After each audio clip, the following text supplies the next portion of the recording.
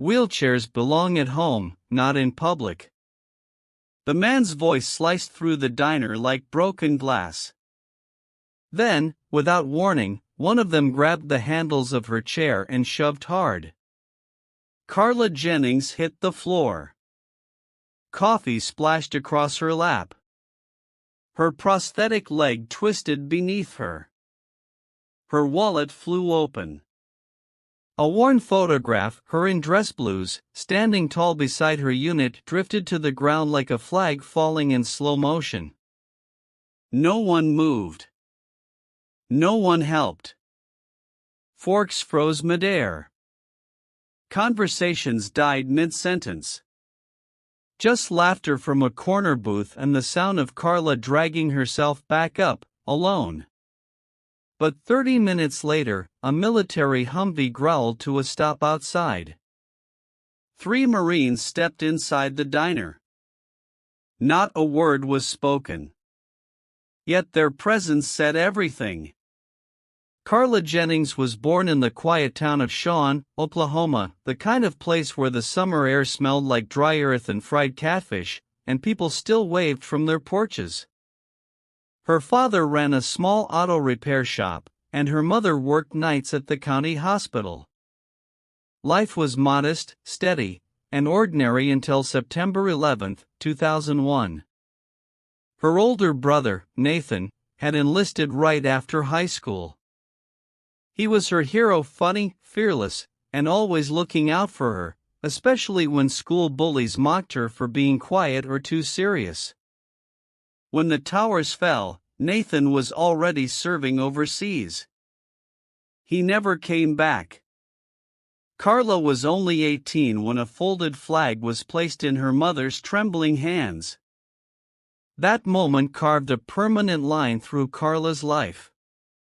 Within 6 months, she walked into a recruitment office and joined the United States Marine Corps, not out of anger, but purpose. She wanted to serve the country that her brother had believed in. She wanted to honor him, not with flowers on a grave, but by standing where he once stood.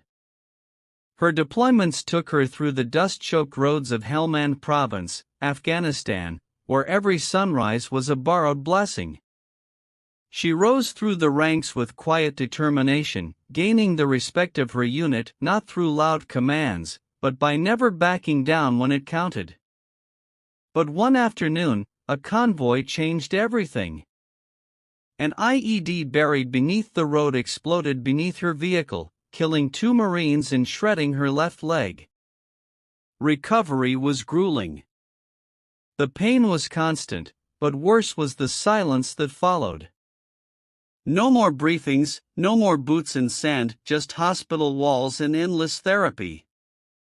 Carla had survived war, but now she faced a different battle: PTSD, survivor's guilt, and learning to walk with a prosthetic leg.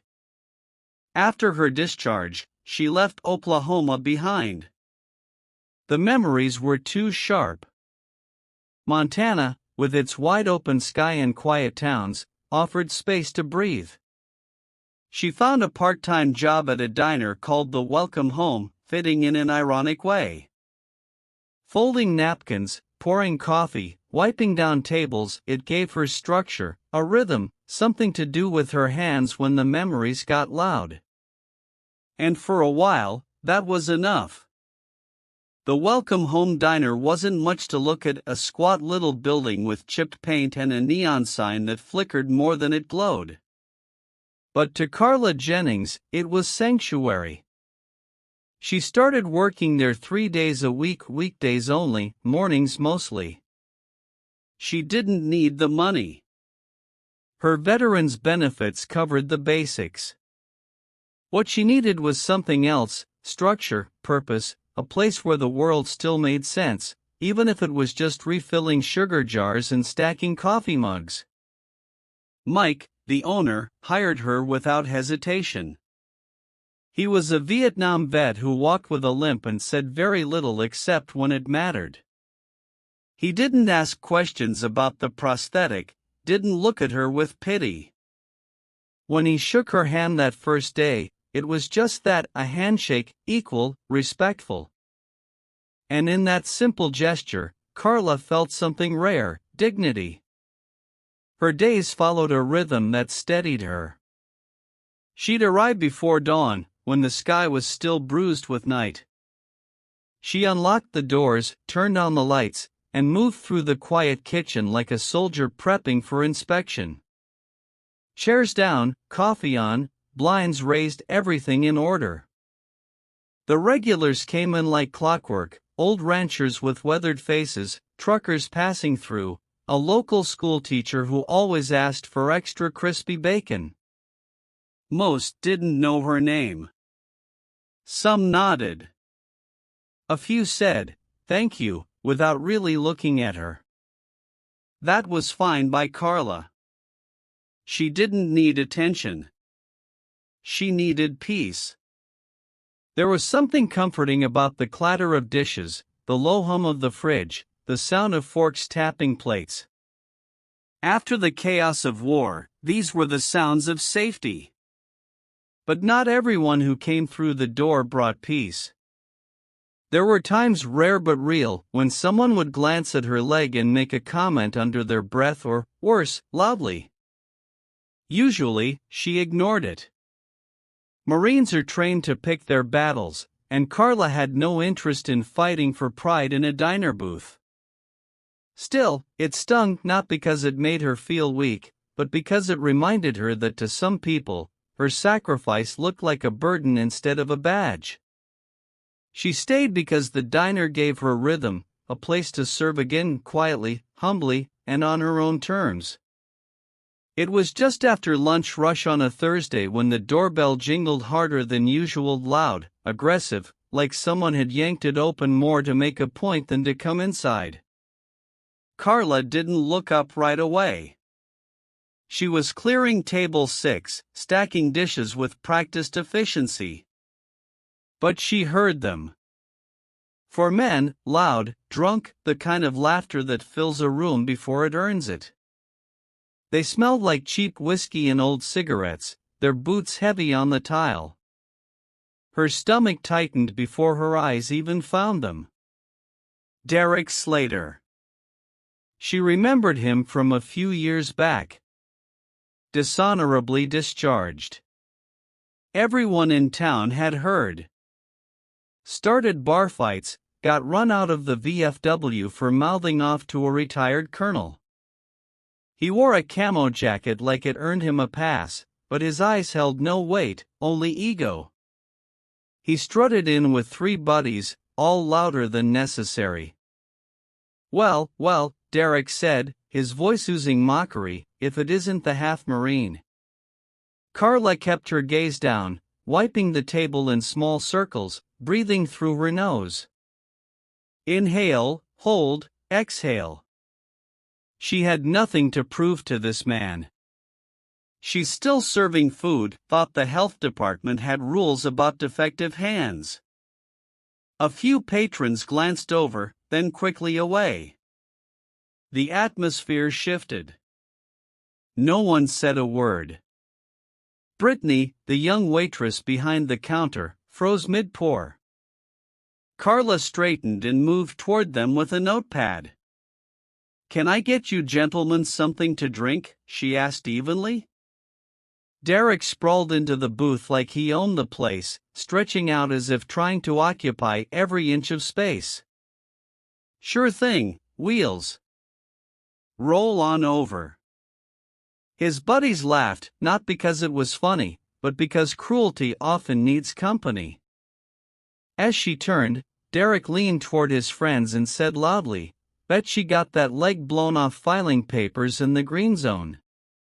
Real combat hero, that one." That one dug deeper than she expected. But Carla didn't stop, didn't flinch. She placed the menus on their table with precision. "Today's special is meatloaf," she said, voice flat. "Perfect," Derek replied, "it matches the company, soft and full of leftovers." The laughter echoed, bouncing off the walls while Carla rolled away, dignity intact. But something inside her was beginning to smolder. Carla had dealt with worse. In the desert, the enemy didn't yell insults. They used silence, roadside traps, and the kind of hatred that didn't need words. So Derek Slater's nonsense, it was noise. Annoying, yes, but survivable. Until it wasn't. She was clearing a nearby table when Derek's voice dropped low, that theatrical whisper meant for the whole diner to hear. "You know what I don't get?" he slurred, sipping his beer. "How the Marines ever let women in, let alone ones who come back missing parts." Laughter, mean, choking laughter. His friends slapped the table like they were watching stand-up. Carla wheeled past them, not making eye contact, her jaw locked so tight it ached. Then came the moment that broke the air like glass. As she turned to head back to the kitchen, one of Derek's friends, a bulky man with patchy facial hair and the smell of stale sweat, stood up behind her. "We're talking to you, soldier girl," he sneered. Carla didn't turn around. That's when he grabbed her wheelchair handles, without warning, without permission, and shoved. The world spun sideways. Her chair slammed into the edge of a table and tipped. Hot coffee from a nearby mug splashed across her shirt and lap. Her prosthetic leg twisted unnaturally beneath her as her shoulder hit the ground hard. Her wallet burst open. Her phone slid one way. A faded photograph, the one she always kept tucked behind her ID, fluttered to the floor. Silence. The entire diner froze. Forks hovered in midair.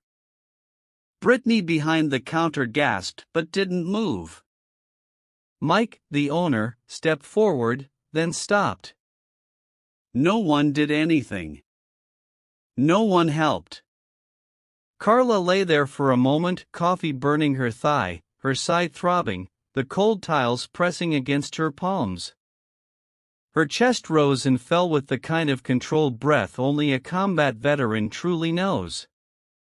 Then she moved.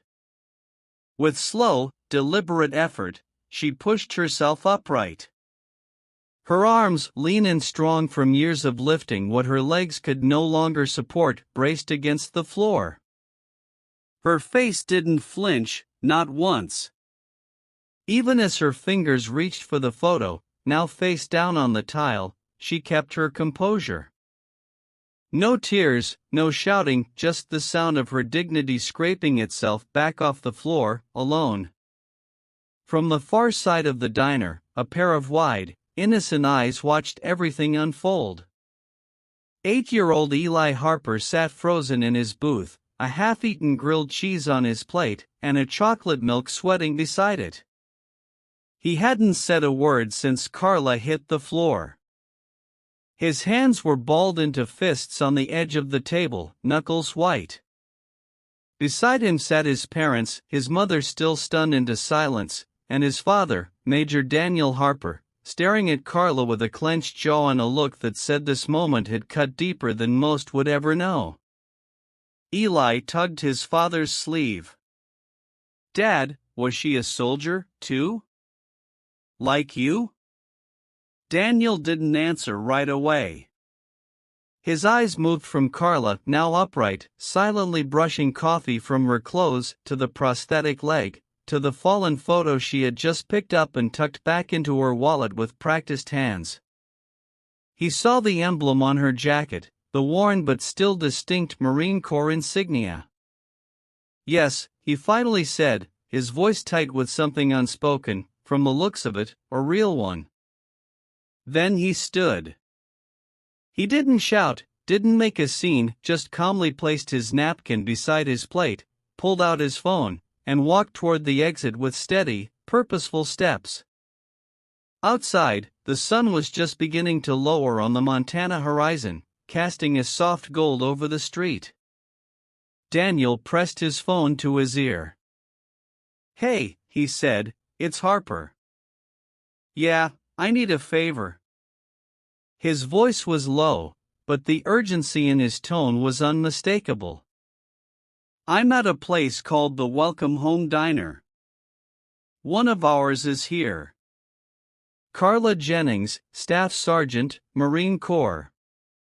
I just watched something happen that shouldn't have. Yeah, she's okay, but it's bad, and she didn't deserve it. He paused. She didn't say a word. That's why I'm calling, because someone should. He hung up, stared at the fading light for a moment, then turned and walked back inside. His son looked up at him hopefully. Daniel gave a nod, not the kind you give a child to reassure them, but the kind you give before something important begins. And something had just begun. The quiet returned to the diner, but it was no longer the kind of quiet that brought comfort. It was the heavy, suffocating kind, the silence that lingers after something wrong has happened, and everyone pretends not to see it. Carla sat back in her wheelchair at her usual corner table, her damp clothes clinging to her skin, her prosthetic still twisted slightly. She didn't bother fixing it. She just stared out the window, hands resting in her lap, the same photo tucked safely back in her wallet. The laughter from Derek's booth had died down, but their smug glances still floated across the room like smoke. Then the air shifted. A low, rumbling growl echoed outside, growing louder, more defined, the sound of something built for deserts, not diners. Every head turned toward the window as a military Humvee, tan and dust-worn, pulled up directly in front of the Welcome Home Diner. It didn't park. It stopped with purpose. The engine cut, the door opened, and then they stepped in. 3 Marines. The first was a barrel-chested gunnery sergeant, tall and graying, with a slight limp and a polished oak cane tapping rhythmically against the floor. Behind him, a younger sergeant, clean-cut, steady, pushed an empty wheelchair. The last to enter was a female captain, her uniform adorned with medals that spoke of foreign wars and faraway battles. They didn't speak. They didn't need to. The weight of their presence alone swept through the diner like a tidal wave. Conversation stopped. Forks dropped. Brittany behind the counter froze, her hand trembling over the coffee pot.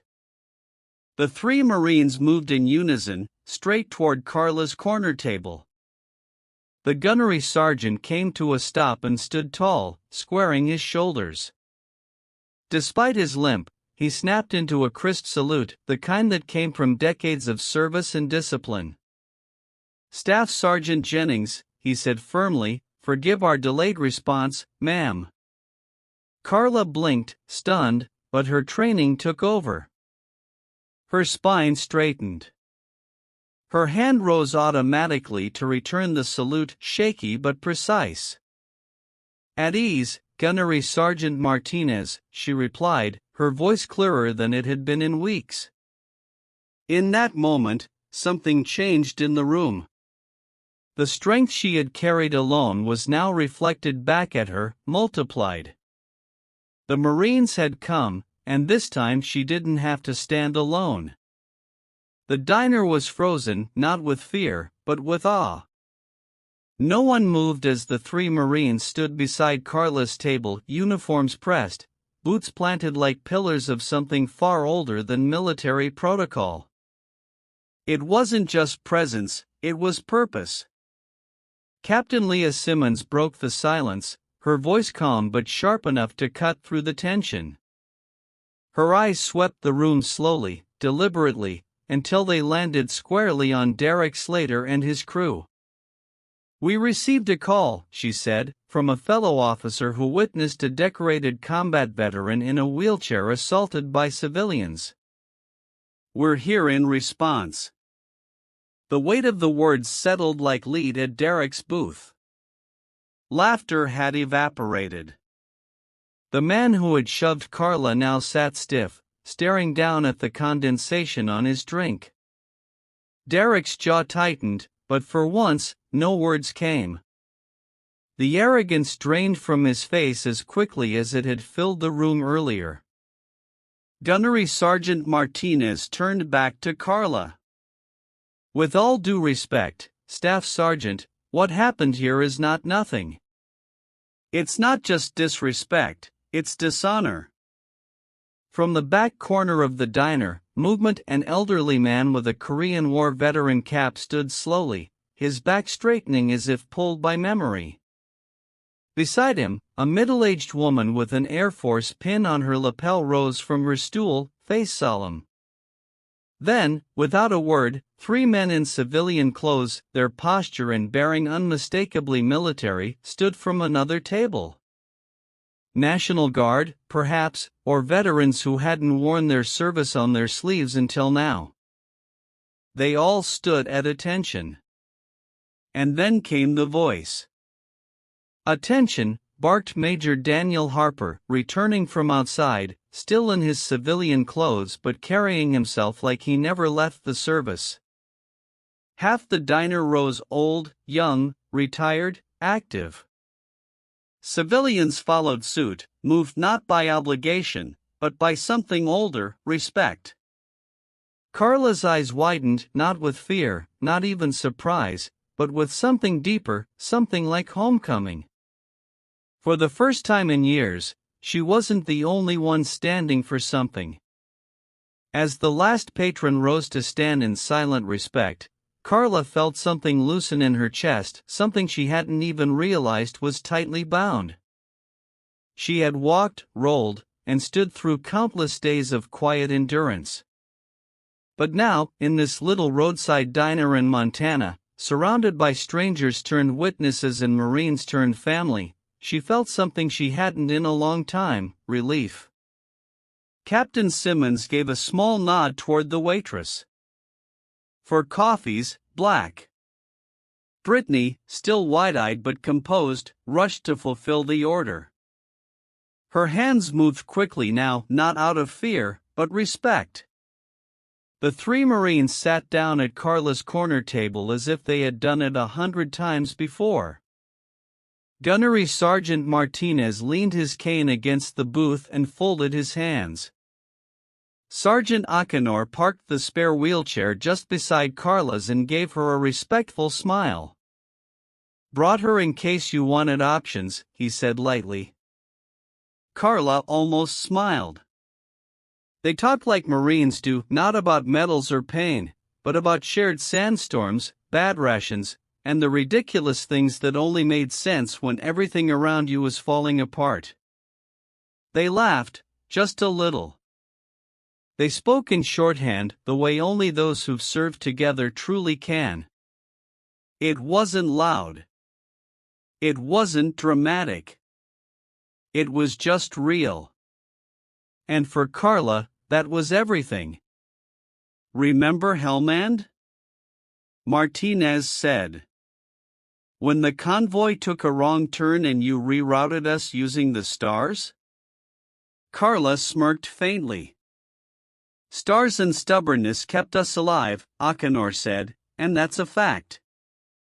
Captain Simmons leaned in slightly. "You didn't just serve, you led. That matters." Carla looked down at her coffee, steam curling into the air.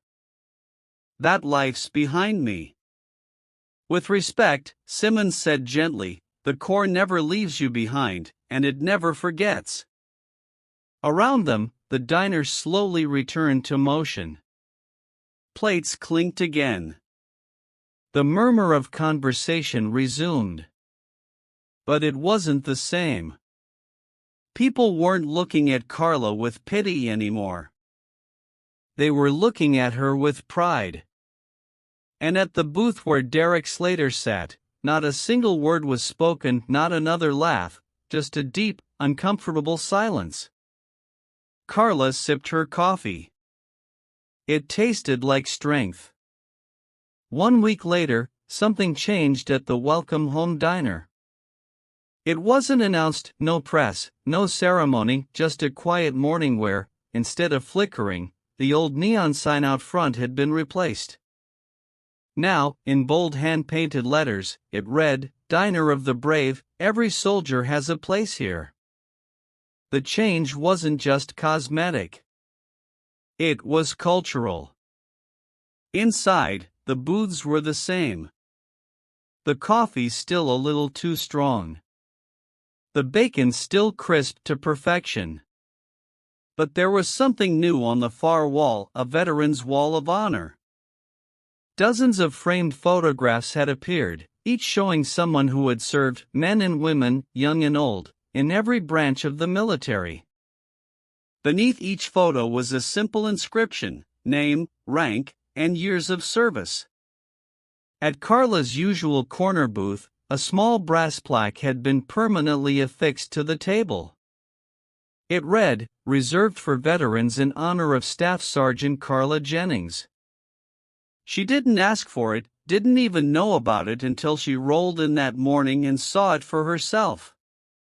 For a moment, she just stared at it, unsure whether to cry or laugh. Then she quietly placed her coffee down, touched the edge of the plaque, and nodded to no one in particular.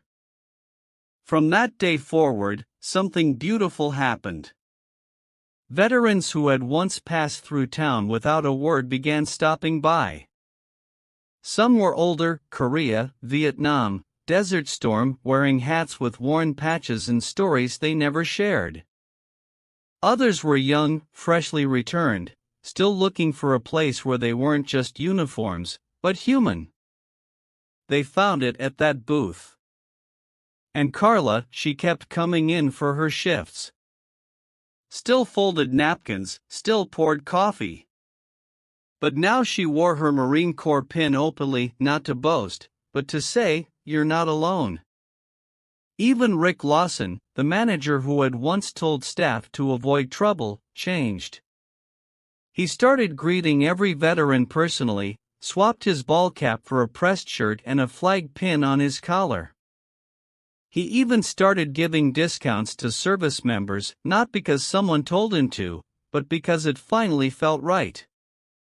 And the booth where Derek Slater and his friends had once mocked her, it stayed empty. No one sat there anymore, not out of fear, but out of respect. Because everyone in town now understood, you don't dishonor the brave. Not here. Not ever again. Carla never asked to be a symbol. She didn't want attention, and she certainly didn't seek admiration. But after that day, after the plaque, the salute, the wall of veterans, people started seeing her differently, and slowly, so did she. It began quietly.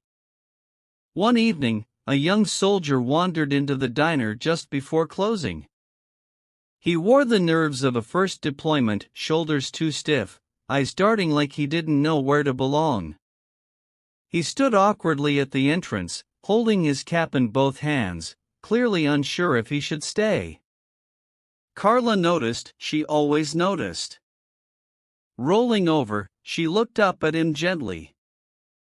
"First time shipping out?" she asked. The young man nodded. "Grab a seat," she said, gesturing to her table.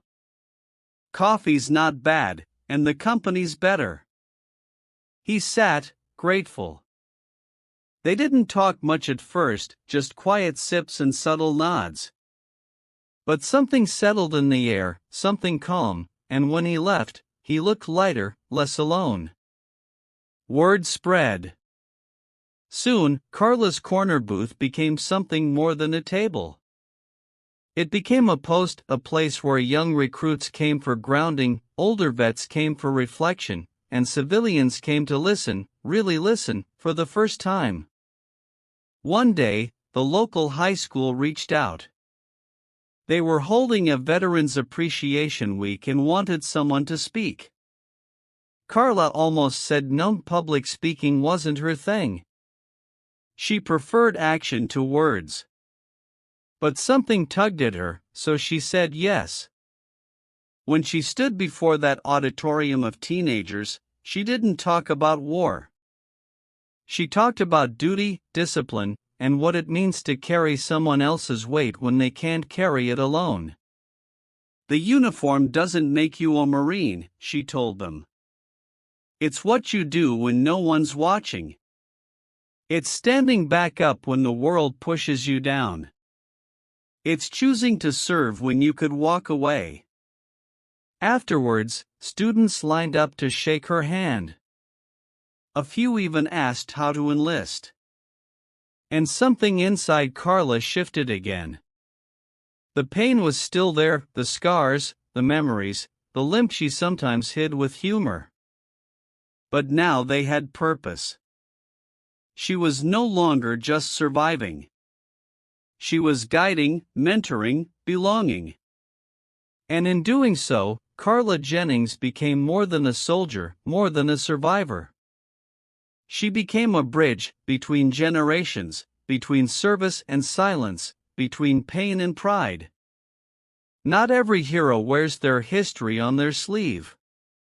Some carry it in the quiet way they show up every day, folding napkins, pouring coffee, pretending the limp doesn't hurt, pretending the silence doesn't echo. Carla Jennings never asked to be noticed. She never wanted applause. But when the world tried to knock her down and look away, she did what true strength always does. She got back up with grace, with grit, and with dignity. The events at the diner didn't just change Carla's life, they changed the town. They reminded everyone watching, from the waitress behind the counter to the boy holding his father's hand, that honor is not always loud. Sometimes it's the quiet resilience of someone who refuses to be broken. Carla's story isn't just about one woman in a diner. It's about something much bigger, a test of who we are when no one expects us to act. In today's fast-paced world, it's easy to look away, to assume someone else will speak up.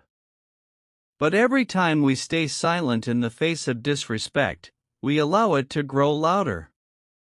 And every time we choose to stand up, even with a simple gesture, we remind the world that decency still matters. How many people do we pass each day carrying invisible burdens, a limp, a scar, a silence that says more than words ever could? Not all heroes want to be recognized, but all of them deserve to be respected. Here's a question we'd love to hear your thoughts on. Have you ever stood up for someone when it was uncomfortable? Or have you ever been the one left on the floor, waiting for someone to care? Share your experience in the comments. You never know who it might inspire. If this story made you feel something, sadness, pride, anger, or hope, please hit like, subscribe to Courageous Voices, and turn on notifications so you never miss another powerful story. And most importantly, if you believe respect should never depend on someone's appearance, comment the word respect below, because dignity should never go out of style, especially in a country built by those who served. Thank you for being here. Thank you for listening. And thank you for remembering what truly matters. Final note by Courageous Voices: thank you for joining us on this journey of honor and resilience.